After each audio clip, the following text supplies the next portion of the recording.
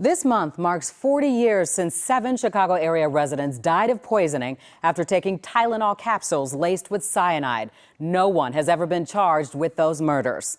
In tonight's special report, Dane Placko talks with 3 former federal agents who worked on that case. They say the question now isn't who did it, but why the case has not been charged.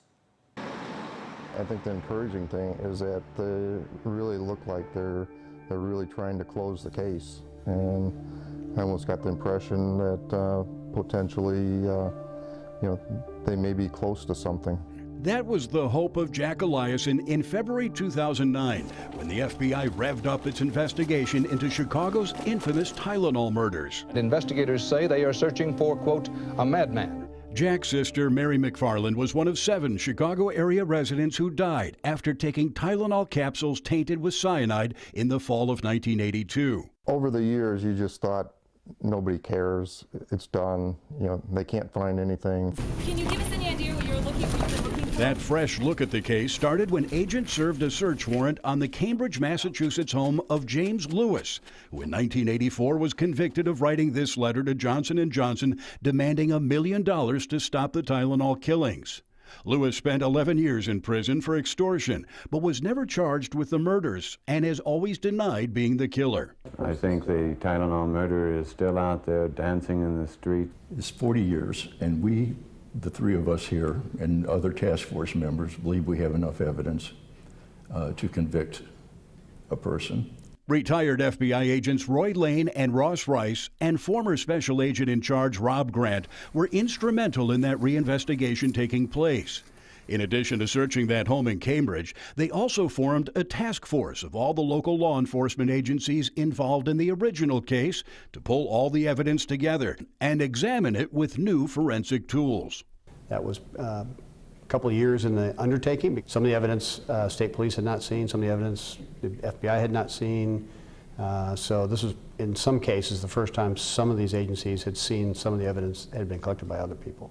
By 2012, the federal agents believed they'd built a strong case against a suspect and brought it to 2 local state's attorneys. The evidence in totality was presented to Anita Alvarez of Cook County and to Robert Berlin at DuPage County. They are knowledgeable and are in the possession of many of the witness statements. At the time, the task force was attempting to do certain things and needed their cooperation. So how did that meeting with Alvarez and Berlin end? Ended with, we'll get back to you. Grant retired from the FBI 10 years ago and regrets that charges were never brought. The task force is satisfied there's enough of a case here to at least throw it to a jury and let a jury decide whether we've made the case or not. But that's a decision only a prosecutor can make. Generally speaking, most don't like to charge a case unless they think they can win at trial. Lewis always has suggested there was somebody else out there who did it. Our conclusion is it was Lewis who did it, period. Anton Valukas is a former U.S. attorney for the Northern District of Illinois. He is one of 2 prosecutors who wrote a letter to the U.S. Parole Commission in 1989, asking them to deny parole for James Lewis when he was serving his prison sentence for extortion. And we supplied them in that letter with information that we had, some of it public, others not public, which led us to the reasonable belief that Lewis was, in fact, the murderer.